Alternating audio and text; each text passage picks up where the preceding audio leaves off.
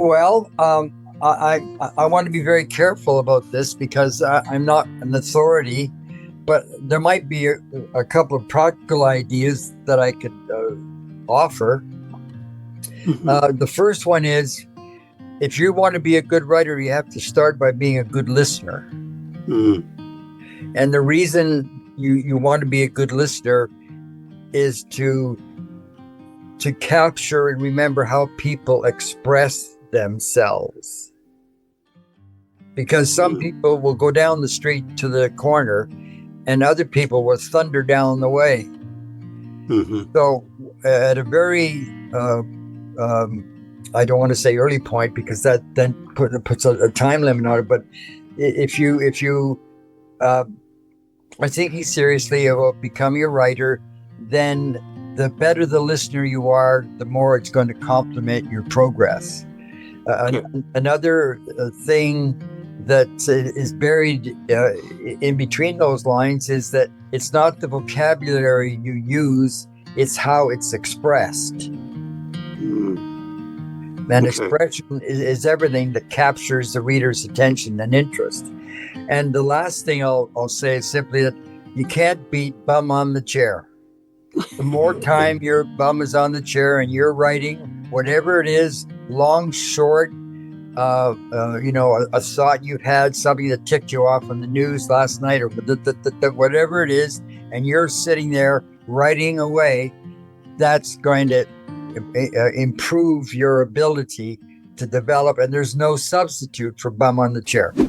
There we go. Hey, welcome everybody to Living the Next Chapter. I have an amazing guest on the podcast.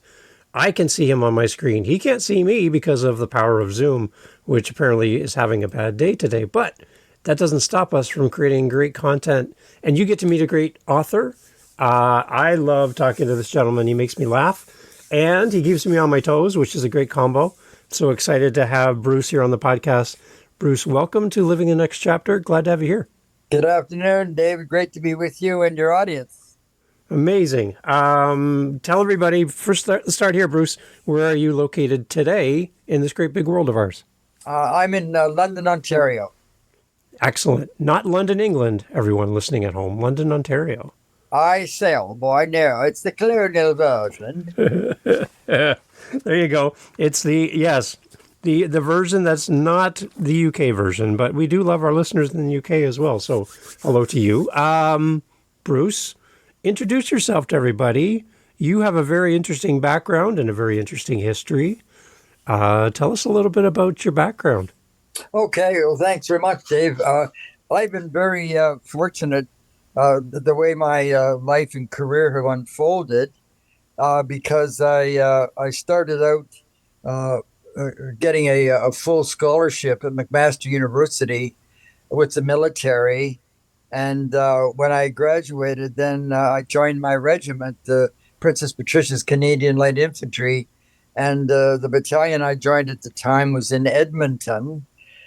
So I was serving with them out there for about 2.5 years. And then I applied, was accepted for a military bilingual exchange program, which meant that I ended up at the Citadel in Quebec City for 6 months, doing a French immersion course and living with a local family.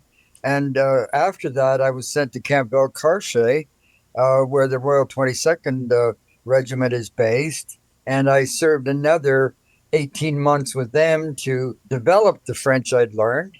And lo and behold, while I was there, I was advised that I was being considered as an aide-de-camp to the Governor General. And when I picked myself up off the ground after hearing that news, I was just absolutely flabbergasted. And lo and behold, I ended up in Ottawa for 2 years, living and working in Rideau Hall with the very famous Governor General Georges Vaniers and his magnificent wife, Pauline. So that was my introduction to Canada's national heritage. And of course, never a day goes by without my thinking about it, because one of the things that happened while I was there was that on February the 15th, 1965, our new Canadian flag was inaugurated. And I happened to be on duty that day. So again, my connection to our national heritage was established that day, and been reinforced every day since. And so then, after my tour at Rideau Hall, I rejoined my regiment in Germany for a while with NATO.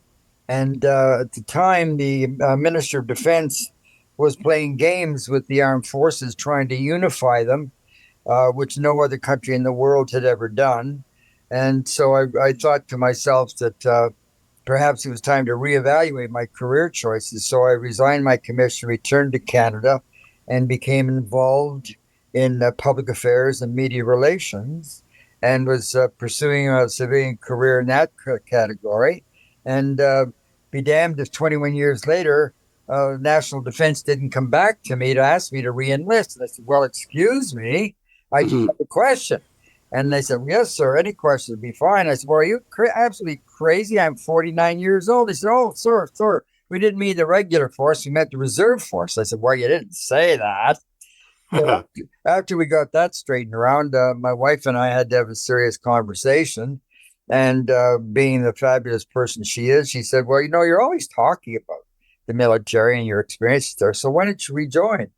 So I ended up rejoining as a public affairs officer. And before I knew it, I was in Bosnia during the war. So that was an absolutely incredible experience. And then when that tour was finished, I came back to Canada, and then the UN called and said, well, now that the peace treaty for Bosnia, the Dayton Accord, has been signed, would you please come back and help us with the International Police Task Force? So I was assigned to them for 6 months, and back in Bosnia, where I never expected to be.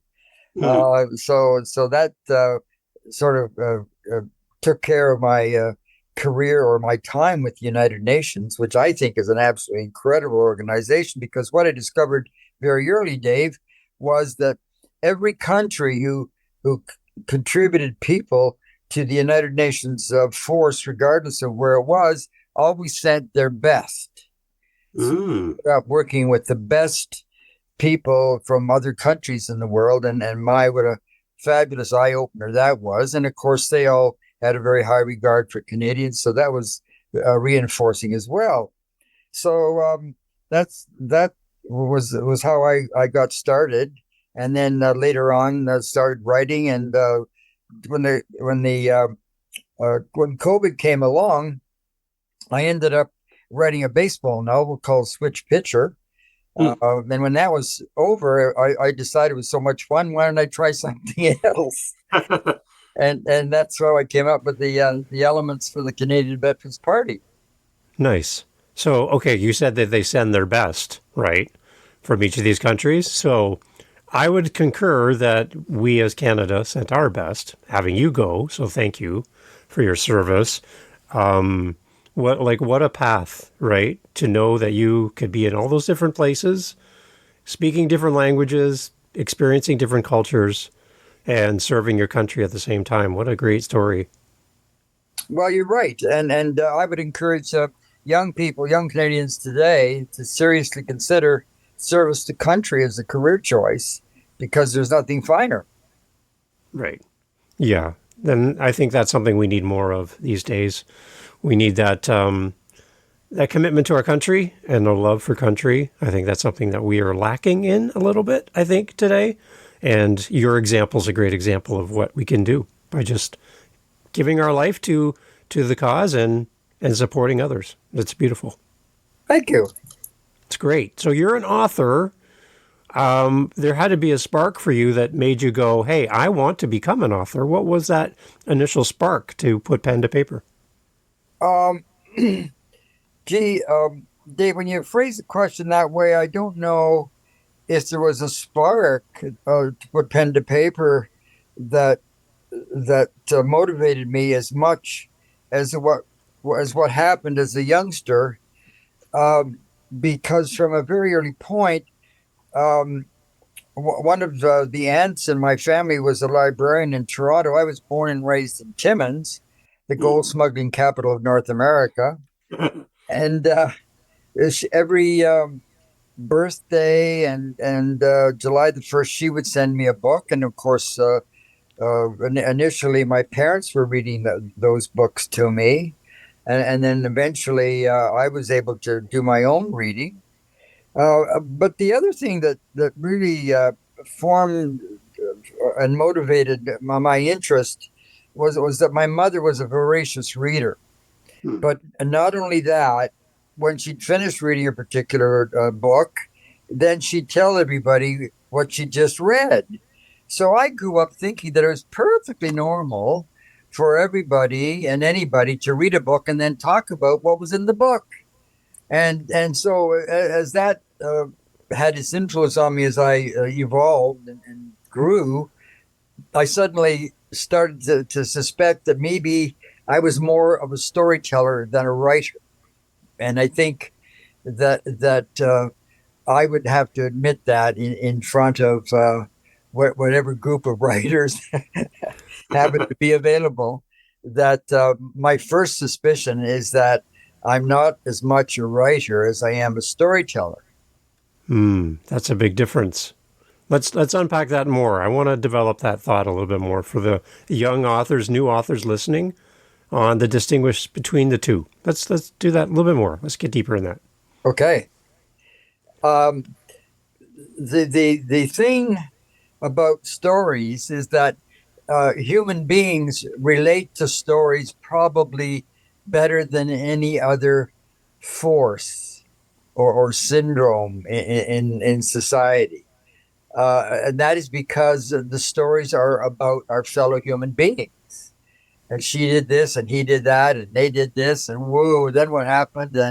And of course, the most fascinating subject to so many people is other people. And that's why people watching when you go out to a new place or a different place is such a wonderful hobby.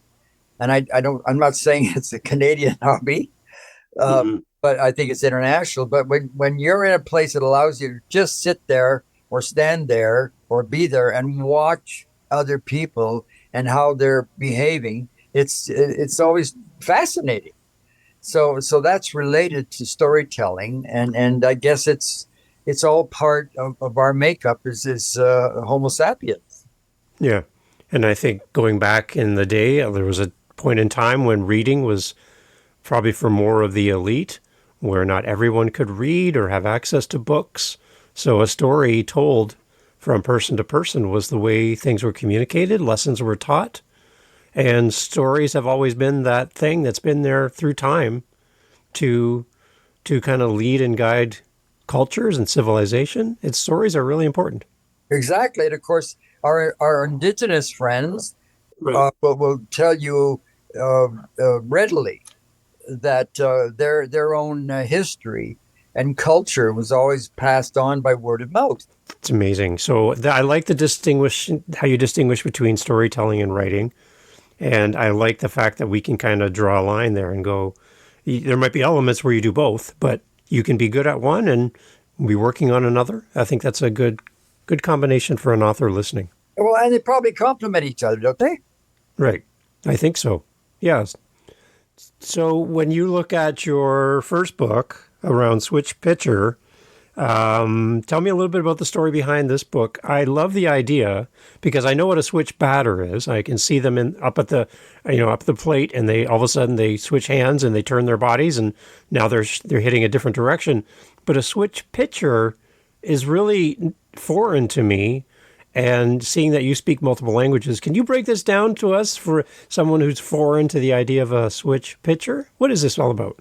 Well, for some reason, it started when I was going to Industrial League baseball games with my father up in Timmins, and it was a gold miners baseball league. And boy, oh boy, were they ever tough, rough players.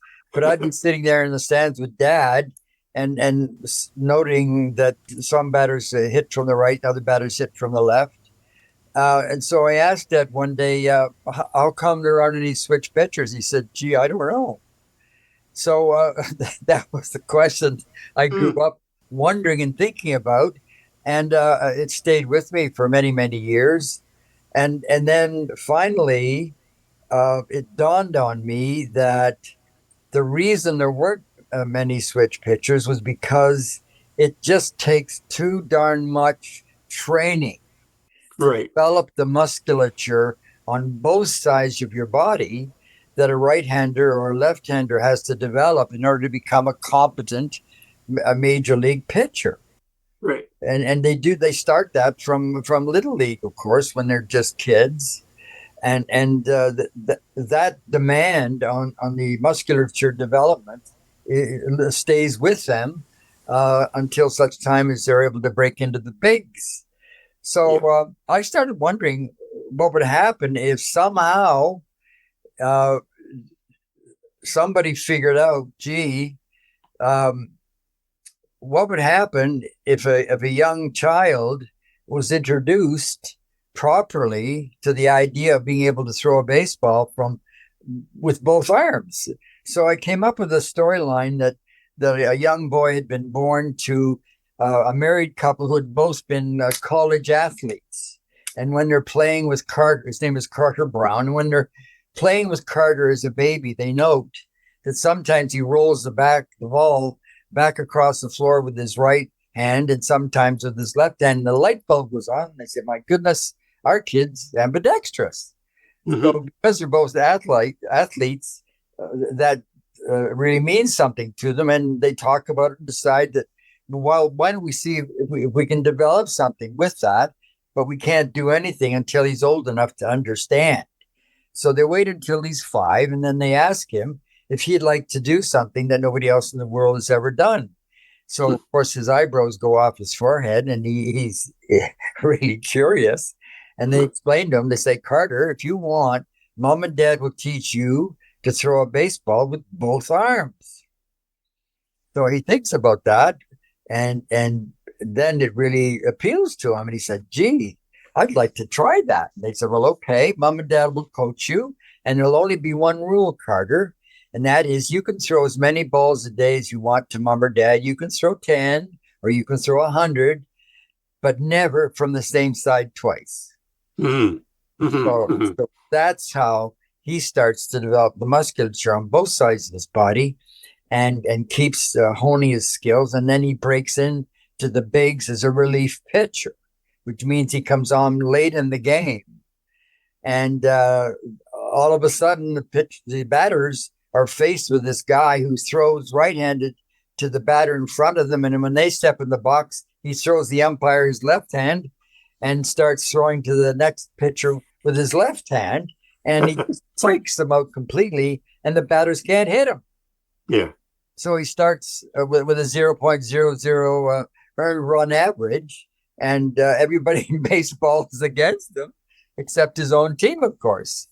So that's how that thing got started. And of course, right now we're in the middle of the playoffs, and I'm watching the game with great interest and wishing they could all get a copy of my book. They should. It should be mandatory reading for any parent with their kids in baseball. I like that. So what has been the response from readers for Switch Pitcher? Like, have you heard back from readers, and what are they saying? I've heard back on what I would call a very small local scale, and people love it. They think it's a great read. But the biggest compliment I was getting was that it reminded some people of a Field of Dreams. Okay.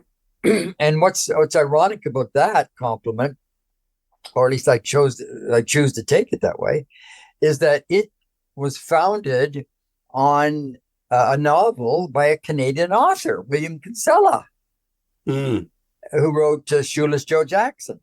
Okay. Yeah. And so the movie came from that novel. So all of a sudden, 50 years later, along comes another novel by a Canadian about baseball. And my goodness, wouldn't it be cool if it could be made into a movie? Well, you never know who's listening to this, right? You have never know who's pressed play on this episode and went, hang on, I got to talk to this Bruce character. I want to talk to him about his book. Yeah. Well, that's where it is. The sales are very, very low. And that's because I'm not a social media person. And so I'm now working on another resource to help develop sales. But I'm confident it's a good story, and the people who I met who read it just love it. Well, being on a podcast doesn't hurt. People are going to hear your voice and be going, "Wait a minute! My family, myself, I love baseball, and the idea that I can fall in love with this book and you as an author is a great thing." So, yeah, this is awesome. And in closing about the book, Dave, the last observation I'll make simply is that switch pitching is the future of the game. Hmm. Because they've got they can go in all the other categories, but they've not yet developed switch pitching. Wow. And so I had somebody, an American buddy of mine, who really loved the book. I think of him as the godfather of the book, as a matter of fact. He was starting to talk to me about a sequel. And I said, gee, Steve, I haven't thought about a sequel, but if I did, I'd have to get involved in Little League. And he said, wouldn't that be fabulous? So who knows? So any parents listening, if your kids are rolling the ball back to you with the left hand and then rolling the ball back to you with the right hand, we have the perfect book for you to read. You might want to check this out for sure, right? I love it. So that's one book, but you didn't stop there. No. You've continued on your journey as an author. Tell us about the next one that you've written as well. Well, I so much enjoyed Switch Pitcher that I thought, gee whiz, I should keep doing this. And then I thought, well, what are the criteria for a good book? And my research told me that 85% of new books are purchased by women. So I knew that the protagonist had to be a woman. And then I asked myself, well, what else makes a bestseller? And the answer I came up with was controversy. And then I said, well, what do you know about controversy, Bruce? And precious little. And then all of a sudden I remembered, oh, wait a minute, I'm a veteran. Man alive. There are all sorts of things that the veterans are involved in terms of their dealings with Veterans Affairs Canada. That's controversial. So you've got an angle there. And then I thought, well, okay. So what else makes a book interesting? And then I realized that reconciliation is now a major national concern. So that sort of implied an Indigenous protagonist. And so now I was stuck because I didn't know which First Nation to choose. And then bang, I remember that during World War II, my father fought with the Algonquin Regiment. And they're a Northern Ontario infantry regiment. They helped liberate Holland and were very highly respected. And so all of a sudden, things started to take shape that the protagonist would be an Algonquin woman. And you've got to get the veterans involved. And so then I started thinking, well, one of the things about veterans is that they've taken an oath of allegiance to serve their country. And so when things in 2020 started sliding, gradually the veterans became more and more concerned about whether they wanted to participate or just spectate. And they realized that they were not going to be able to do anything after they'd done all the research unless they formed their own political party. So after all sorts of moaning and groaning about that, because they hate politics and they hate politicians, they realize, oops, we better get with it or we'll be spectating. And so they start all the organizational work that's involved in that. And at their first national convention in Winnipeg last summer, one of the things they had to do was to elect a new party president. They decide that they're going to call their party the Canada Now Party, and that passed. And then on the presidential ballot or presidential vote, on the second ballot, they declared Rachel Kennedy, an Algonquin woman and ex-fighter pilot, as the party's new president. So the place goes nuts because everybody realized together that if the party was able to win next year's federal election in 2025, that she would automatically become the first female veteran Indigenous prime minister. And they thought, geez, boy, that's a mission we can really embrace. And so that's how the ball started to get rolling. Okay, so this is a lot of intrigue in here and a lot of new thought, new opportunities for your characters as well to kind of go through this book. So tell me more about who you would picture as an ideal reader for this. Anybody who is concerned with the way the country's unfolding right now. Yeah. And you see a lot of that through the veterans community then? Well, not only the veterans community, but just my own sort of interest in current affairs and public affairs and what the hell is going on. And what I know is that I don't think I have met very few Canadians these days who are satisfied with what's going on in Canada. Right. Yeah. And we do have listeners from around the world who are maybe not as up to speed with what's happening here in Canada. But from your point of view as a veteran, I'm really curious, where do you think we're kind of headed, and what makes you pause and go, I'm concerned about fill in the blank? The answer is everything. Everything. Okay. Yeah. And that's because we seem to have lost our way, and not only has partisanship poisoned the political system, but the Canadian Armed Forces are crumbling. Our international respect is crumbling, and for the first time ever, thinking Canadians are being forced to accept the idea that we're not doing as well as we have before, and there's something not working, and it starts with the political system. Mm-hmm. I shared with you a story from my father-in-law, who was born in Holland. He was there during World War II, and he remembers, and he told us the story of Canadians pushing the Germans back on his land, on his property, and he was like 12, 13 years of age, opening the curtain and seeing Canadian maple leaves and flags on uniforms pushing the enemy back across his property. And that moment was such a prideful moment that made him want to come to Canada and live here because of amazing people like you and people who have served our country. That was a source of pride. I feel like I agree with you. I feel like we're kind of missing that source of pride and the name that Canada means on the world stage. I think we're missing a little bit of that, maybe even more every day. I agree. And to add to your observation, I recently reread the history of how the Algonquin Regiment relieved two small Dutch towns.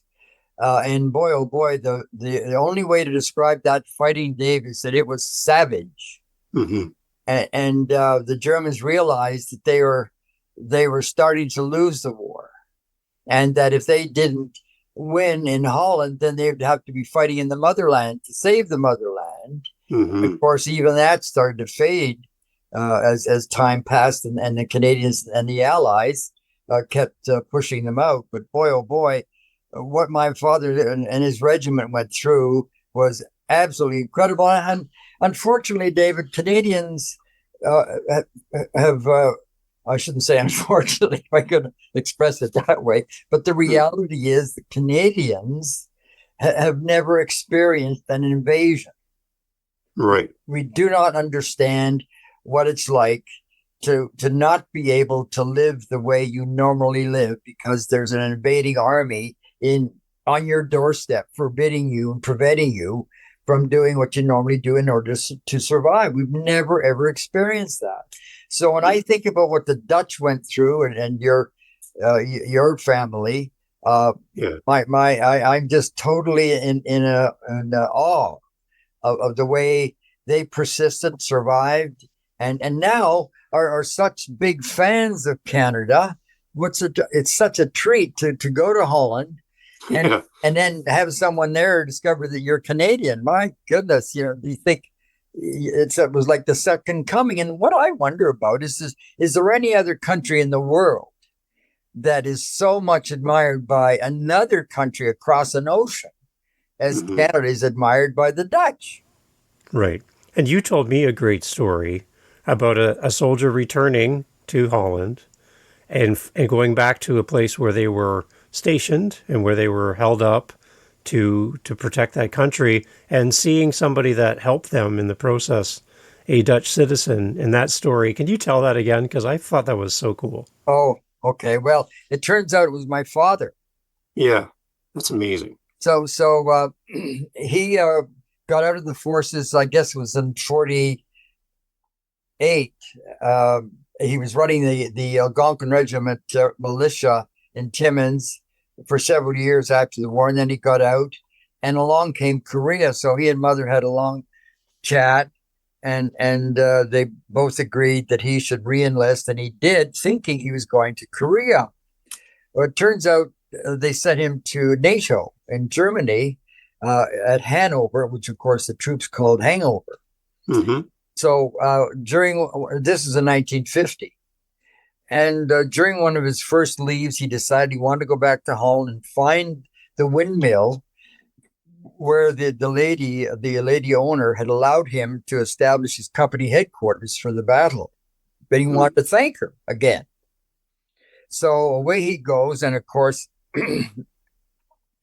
the first challenge he had was, how in heaven's name am I ever going to compare my wartime recollections with this beautifully modern, green, recovered Holland?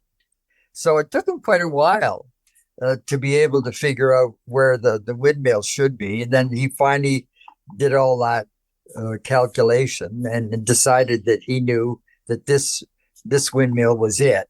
And of course, it's a Saturday. He's in his civilian clothes. So he goes to the back door and he knocks, and there's no answer. And he waits for a while, and then he knocks again. And around the corner comes a woman, and he instantly knows it's her. Much grayer now, of course, but it's her. So she comes up to the door and she looks at him as if he's some sort of vermin, up and down, and what the. And he could see the thoughts going through her mind. And he says, "Madam, good morning. I'm Major Stock. During the war, you were kind enough to let me use the windmill as a company headquarters. And I've just come back today to tell you thank you again. It really made a big difference to all of us. And thank you very much." And so she's still looking at him with great suspicion. And so Dad was a very humble person. And he decided right then, what am I doing bothering this poor woman? Something, to happen 5 years ago. I should leave her alone. So he decides he's going to leave now. And he says, "Madam, thank you so much." And he starts to turn. And as he was turning, he heard this great intake of breath. So he turned, hoping that she was okay. And she said, "Oh, yeah, I remember you, Meyer Stock, but you smell much better now."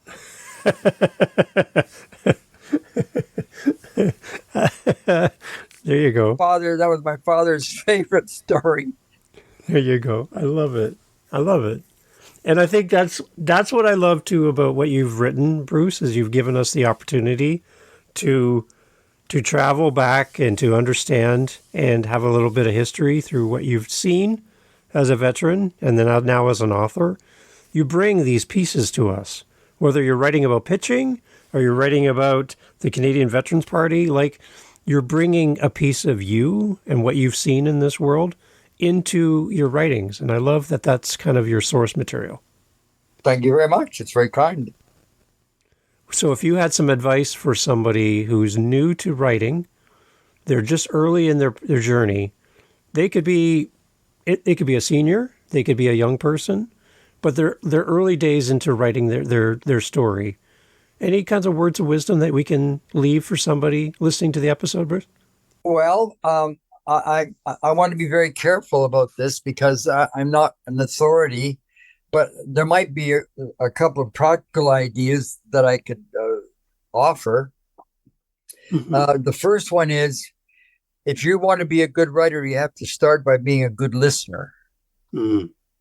And the reason you want to be a good listener is to capture and remember how people express themselves.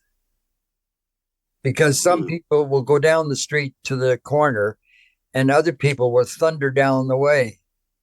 Mm-hmm. So at a very, I don't want to say early point, because that then puts a time limit on it. But if you are thinking seriously about becoming a writer, then the better the listener you are, the more it's going to complement your progress. Okay. Another thing that is buried in between those lines is that it's not the vocabulary you use, it's how it's expressed. Mm-hmm. And Okay. expression is everything that captures the reader's attention and interest. And the last thing I'll say is simply that you can't beat bum on the chair. The more time your bum is on the chair and you're writing, whatever it is, long, short, a thought you've had, something that ticked you off on the news last night, or whatever it is, and you're sitting there writing away, that's going to improve your ability to develop. And there's no substitute for bum on the chair. Well, and when somebody throws you a curveball, you're going to be able to react to that in real time, right? There you go. I like that. Bruce, there's people listening to this. They want to reach out to you. They want to contact you. They have a question. They would love to meet you. Is there any way that our listeners can reach out to you and be in touch with you at all? Well, I'm happy to offer you my email address. Okay, I'll put that in the show notes so people can send you an email. That'd be wonderful. Yes, please. And I'll hold off on my phone number. But I think I'd like people to feel that they're welcome to write me. And you got my email, so please feel free to list it. I will do that. Thank you, Bruce. Thank you for doing that. And thank you so much for being on the podcast. Again, you are a true gentleman. I love talking to you. I love your stories. And I'm so proud of your service for our country. I just, anytime I get to speak to a veteran, I feel honored. You represent a lot of men and women who have given a lot for us. And to have time with you as a representation of what you've done and what others have done, I'm very grateful. So thank you so much for making time for us and for your writings. Well, you're very kind, David. I truly value your remarks. And if I may, because I'm such a national heritage nerd, I'll just remind people that next February, the 15th, will be the 60th anniversary of our flag. Wow. So if you want to do something to celebrate that, then please do. And know that in doing so, you'll be building the foundation for that flag's next 60 years. And so far, its dividends have been unbeatable. And for those veterans who have served us for years and those that have just started today on their first day serving their country, thank you. And as we get together in November to remember, I want everyone to look around and look at those faces and look at those awards and badges and pins and go, those are representations of a story. And we need to hear more of those stories. So, Bruce, thank you for being here. Well said, David. God bless. And I wish your audience the very best as well. Excellent. Everyone, all the information for Bruce will be in the show notes. His email will be there. I know he would be thrilled to see an email pop up in his inbox with your name attached to it and your comments and your appreciation for him as well as an author. If you need anything from Bruce, please use that email. Bruce, again, thank you so much for being here. Godspeed.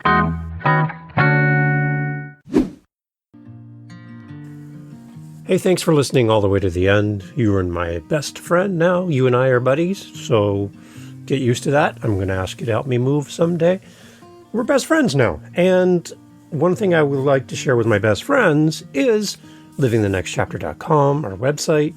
There you can see information about the show. You can get in touch with me. If you're an author and you want to get on the show, there's a calendar link right there. But also, hey, wait a minute.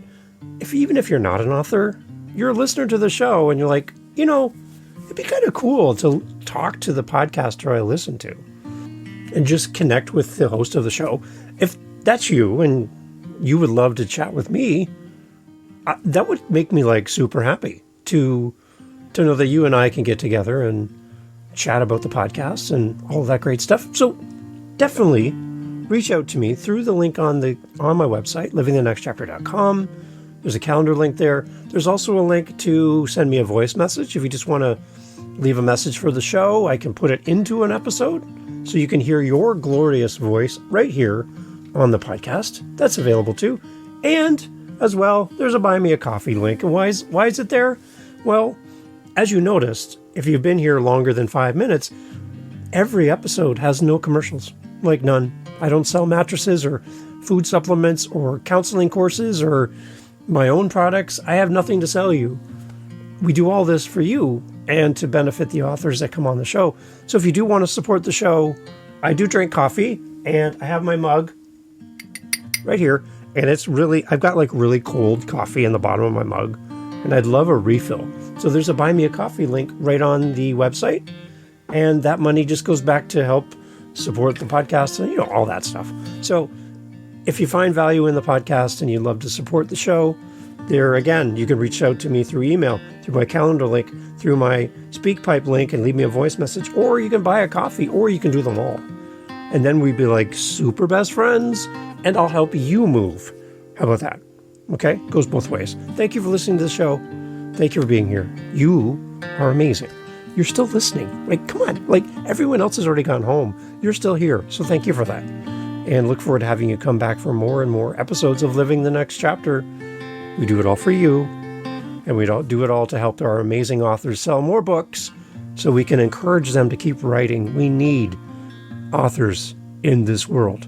And you being here right now solidifies that this is important to you as well. So this show is for you. Thank you for listening. Take care. Talk soon.